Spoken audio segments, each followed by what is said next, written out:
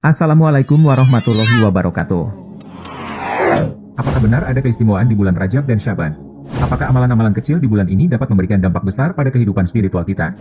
Jika melakukan kebaikan di bulan Rajab, apakah pahalanya berlipat ganda daripada bulan yang lain?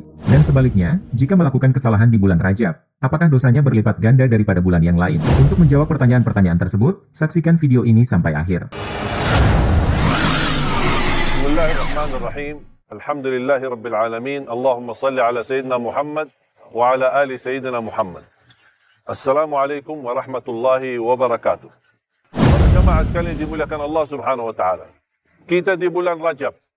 Tidak akan lama lagi menyambut bulan Syaban dan kemudian tidak akan lama lagi menyambut bulan suci Ramadan. Mari kita sama-sama menikmati dua bulan ini, Rajab dan Syaban, yang penuh berkat dan rahmat dari Allah Subhanahu wa taala.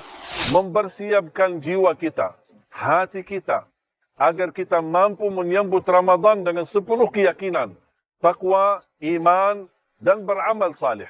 Jangan menunggu Ramadan akan datang atau kita menunggu menyambut Ramadan, karena belum tentu kita punya umur sampai Ramadan. Makanya kita menikmati suasana Rajab, Syaban, dua bulan ini yang penuh barakah. Kita berlomba-lomba untuk berbanyak baca Al-Quran. Sebagaimana ulama menyebutkan, bulan Syaban, Syahrul Qurra. Para orang yang membaca Al-Quran, sebanyak-banyaknya mereka membaca Al-Quran di bulan Syaban. Bukan hanya di bulan suci Ramadan. Jamaah sekalian, berlomba-lomba untuk beramal salih. Kesempatan selama kita masih punya umur. Di antara amal salih adalah bersedekah. Bersedekah nampaknya amalan sederhana, tapi manfaatnya dan balasannya sangat dahsyat. Sedekah menjaminkan husnul khatimah. Sedekah menjaminkan selamat dari kematian mendadak. Sedekah menjaminkan selamat dari kematian buruk. Sedekah memadamkan kemurkaan Allah sebagaimana air mampu memadamkan api. Sedekah menjaminkan ampunan segala dosa. Sedekah wasilah menabulkan hajat kita di sisi Allah Subhanahu wa taala. Sedekah menjaminkan kita bahagia dunia dan akhirat. Sedekah menjaminkan melipatkan rizki dan membuka pintu rizki untuk kita dan keluarganya. Sedekah termasuk amalan-amalan yang diridai Allah Subhanahu wa taala. Sedekah menjaminkan husnul khatimah. Para jamaah sekalian, amalan sedekah termasuk amalan yang sangat dianjurkan oleh Nabi kita, Nabi Muhammad sallallahu alaihi wasallam. Bahkan Nabi Muhammad SAW terkenal sebagai orang yang paling dermawan. Apalagi kalau Ramadan, dia lebih terlihat kedermawanannya sallallahu alaihi wasallam.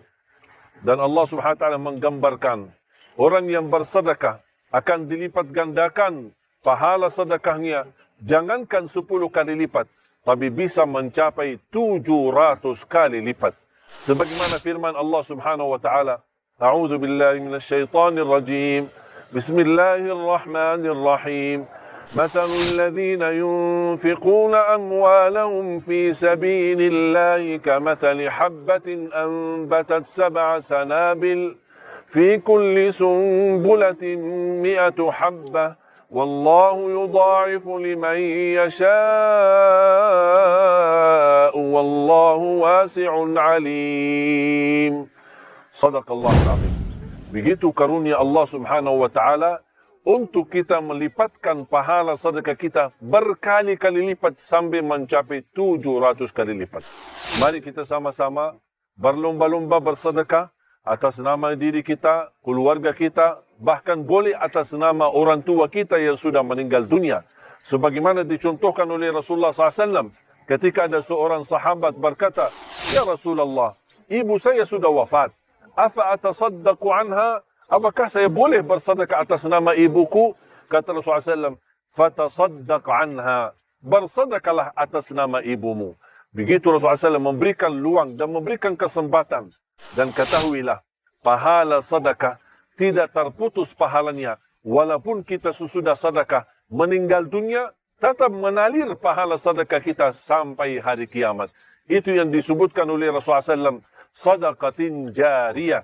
Sedekah yang selalu praktik dan berjalan, tidak pernah henti-hentinya, bahkan tidak terputus pahalanya. Makanya jangan kaget kalau ada orang meninggal dunia, tapi buku amalannya masih terbuka karena menalirkan pahala di sisi buku amal salihnya walaupun dia sudah meninggal dunia. Semoga Allah Subhanahu wa taala anugerahkan kepada kita kebanyakan berkah rezeki agar kita selalu mampu bersedekah untuk agama kita, bersedekah untuk program Al-Quran, bersedekah untuk umat Islam agar dibalas oleh Allah Subhanahu wa taala dalam kebaikan, kebahagiaan, keselamatan dunia dan akhirat. Amin ya rabbal alamin. Semoga bermanfaat. Sampai bertemu lagi. Wassalamualaikum warahmatullahi Rajab wabarakatuh. adalah pembuka semua bulan kebaikan. Dari 12 bulan ada 5 bulan yang sangat istimewa, sifatnya berurutan. Bulan 8, Syaban. Bulan 9, Ramadan. Bulan 10, Syawal. Bulan 11, Zulkaidah. Bulan 12, Zulhijjah. Pembukanya pintunya adalah bulan Rajab. Tidak mungkin bisa ke Syaban kecuali masuk Rajab dulu. Tidak mungkin dapat Ramadan, kecuali Rajab dulu. Karena itulah Nabi bahkan pernah mengatakan dalam beberapa kesempatan diteruskan sampai kepada kita. Ulama mengatakan, kalau tak dapat Ramadan, minimal Rajabnya, karena kita tidak tahu kapan meninggal, maka apa yang kita lakukan di bulan Rajab ini, seperti Nabi pernah contohkan kepada kita. Meski termasuk bulan yang dimuliakan, ada juga larangan di bulan Rajab yang tidak boleh dilakukan di bulan haram ini. Sebagaimana pahala pada bulan Rajab akan dilipat gandakan, begitu pula dosa kita akan dilipat gandakan. Allah berfirman dalam surah At-Taubah ayat 36 yang berbunyi. Artinya, sesungguhnya jumlah bulan menurut Allah ialah 12 bulan, sebagaimana dalam ketetapan Allah pada waktu Dia menciptakan langit dan bumi, di antaranya ada 4 bulan haram. Itulah ketetapan agama yang lurus, maka janganlah kamu menzalimi dirimu dalam bulan yang 4 itu, dan perangilah kaum musyrikin semuanya sebagaimana mereka pun memerangi kamu semuanya. Dan ketahuilah bahwa Allah beserta orang-orang yang takwa. Dalam ayat tersebut Allah Subhanahu wa taala mengatakan bahwa janganlah menzalimi dirimu dalam 4 bulan haram tersebut. Artinya, kita tidak boleh melakukan maksiat pada bulan-bulan ini karena dosa yang kita lakukan akan menjadi berlipat ganda. Bahkan Abu Jahal saja enggan untuk melakukan maksiat pada bulan-bulan haram ini. Rasulullah pun melarang para umatnya untuk berperang pada bulan-bulan haram karena bulan haram seperti Rajab ini adalah bulan yang penuh dengan kemuliaan. Saking pentingnya bulan Rajab ini, ada ulama mengatakan karena bulannya penting dan istimewa. Maka setiap muslim mesti mengetahui keistimewaannya. Orang yang agamanya benar, yang Islamnya baik kata Allah maka dia akan memanfaatkan Rajab. Dengan mengerjakan amalan yang pertama. Pertama mulai banyak introspeksi diri supaya tidak berbuat zalim minimal berlatih di bulan ini. Maka isi bulan ini dengan istighfar. Koreksi diri kita, sehingga saat masuk bulan Ramadan kita sudah dalam keadaan yang optimal. Untuk bisa mendapatkan semua kenikmatannya. Yang kedua tingkatkan amal saleh. Ibnu Abbas mengatakan orang yang sengaja maksiat di bulan Rajab karena tadi ada ayatnya maka dosanya 2 kali lipat. Bahkan zaman jahiliyah pun kalau bulan Rajab, puasa dari maksiat. Orang jahiliyah saja takut bermaksiat di bulan Rajab, maka bagaimana dengan kita yang sudah masuk dalam nilai-nilai kebaikan? Sama halnya ketika orang berbuat baik, maka pahalanya 2 kali lipat di hari biasa. Dari sini Rasulullah menganjurkan kita, kemudian mengistimewakan bulan Rajab ini dengan meningkatkan amal saleh. Satu amalan yang kalau Anda kerjakan bisa menggabungkan keseluruhan yang tadi, amal itu disebut dengan puasa. Dengan puasa orang otomatis akan meningkatkan amal saleh dan menghindari maksiat. Kalau orang banyak puasa di bulan Rajab, maka ketika Ramadan kita sudah lebih sempurna. Mudah-mudahan dosa kita diampuni oleh Allah Subhanahu wa taala. Semoga bermanfaat, yang sudah subscribe, semoga diberikan kesehatan dan keberkahan. Wassalamualaikum warahmatullahi wabarakatuh.